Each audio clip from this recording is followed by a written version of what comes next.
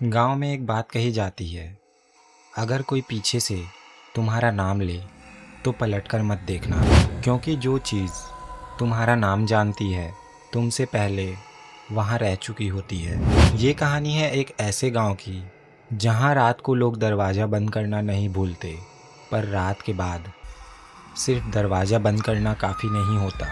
ये कहानी मुझे एक बुजुर्ग व्यक्ति ने सुनाई थी। उसने शुरू में ही एक बात क्लियर कर दी थी, ये कहानी डराने के लिए नहीं है, ये बताने के लिए है कि कुछ जगह इंसान मेहमान होते हैं।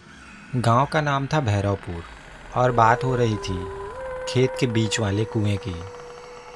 तो दोस्तों, अगर आपको ये कहानी पसंद आए तो वीडियो को लाइक करें, चैनल को सब्सक्राइब करें और अपने दोस्तों के साथ शेयर ज़रूर करें। नमस्कार दोस्तों, मैं हूं MK और आप देख रहे हैं द MK वाइब्स। भैरवपुर एक नॉर्मल गांव था। सुबह मुर्गे की आवाज़, शाम को मंदिर की घंटी सुनाई देती थी और रात में गांव के हर तरफ पूरा सन्नाटा फैल जाता था। गांव के बाहर खेतों के बीच एक पुराना कुआं था, इतना पुराना कि किसी को याद नहीं था कि वो कुआं बना कब था। बस इतना पता था, शाम के बाद उस कुएं के पास कोई नहीं जाता। रमेश एक किसान जिसकी एक पत्नी थी और एक छोटा सा बच्चा था, सोनू 8 साल का। वो नॉर्मली बोलता कम था, पर रात को वो अक्सर नींद में बड़बड़ाता रहता था। एक दिन सोनू ने अपने माँ से पूछा, माँ, वो कुआं, उस कुएं के पास एक आंटी बैठी रहती हैं जो मुझे बुलाती हैं। माँ ने हंसकर कहा, कोई नहीं होता बेटा, ये सिर्फ तेरे मन का भ्रम है या तेरा कोई सपना है। सोनू ने सिर हिलाया पर बोला, सपना नहीं है माँ, वो मुझे घूर कर देखती रहती है और अपने पास बुलाती हैं। माँ ने इसे सिर्फ सोनू का सपना समझकर इस बात को नज़रअंदाज कर दिया। उस रात गांव के कई लोगों ने सुना किसी औरत के रोने की आवाज़, पर आवाज़ किसी के घर से नहीं, खेतों की तरफ से आ रही थी। किसी ने दरवाज़ा नहीं खोला। गांव में एक रूल था, गांव में जो आवाज़ घर के बाहर से आए उसका जवाब नहीं देना चाहिए। सुबह पता चला सोनू अपने बिस्तर पर नहीं था। गांव वाले सोनू को ढूंढते हुए उस कुएं के पास पहुँचे। कुएं के इर्द गिर्द छोटे छोटे नंगे पैरों के निशान थे और उनके बीच किसी के बड़े पैरों के निशान, शायद किसी औरत के, जैसे किसी ने हाथ पकड़कर बच्चे को अपने साथ कुएं की तरफ ले गई हो। कुएं के पास एक बात अजीब थी, वहाँ मिट्टी गीली थी, जबकि 10 दिन से बारिश हुई ही नहीं थी। गांव में एक बुढ़िया रहती थी, उन्हें सब दादी कहकर पुकारते थे। वो कम बोलती थी, पर जब बोलती थी तो सब चुप हो जाते थे। उन्होंने कहा, इस कुएं में सिर्फ पानी नहीं भरा, इसमें जो डूबी थी वो भी यहीं रह गई है। गांव वालों को तब याद आया कि 20 साल पहले एक औरत ने इसमें कूदकर खुदकुशी कर ली थी और उस औरत का नाम कमला था।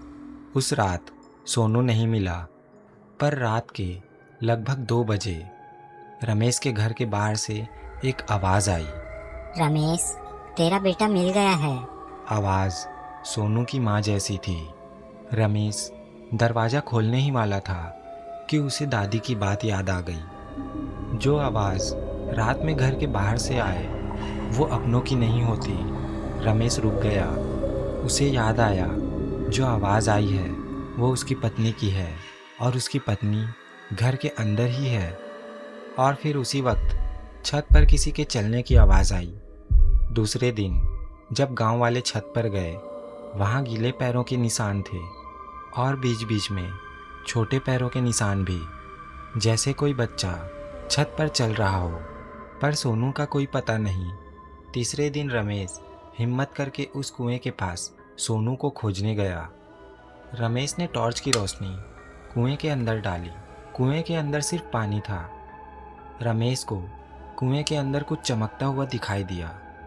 वो सोनू की चप्पल थी और उस चप्पल के ठीक बाजू में एक और चप्पल थी जो 20 साल पहले गुम हुई थी। जो कि कमला की थी। अगली रात सोनू की माँ ने गांव का वो रूल तोड़ दिया। रात को जब घर के बाहर से एक आवाज़ आई, माँ दरवाज़ा खोलो। उसने दरवाज़ा खोल दिया। सुबह घर के दरवाजे खुले मिले और उस घर के आंगन में गीले पैरों के निशान थे जो उस कुएं की तरफ जाते हुए दिखाई दे रहे थे। उस रात कुएं ने सोनू की माँ को भी निगल लिया। आज भैरवपुर में वो कुआं बंद कर दिया गया है।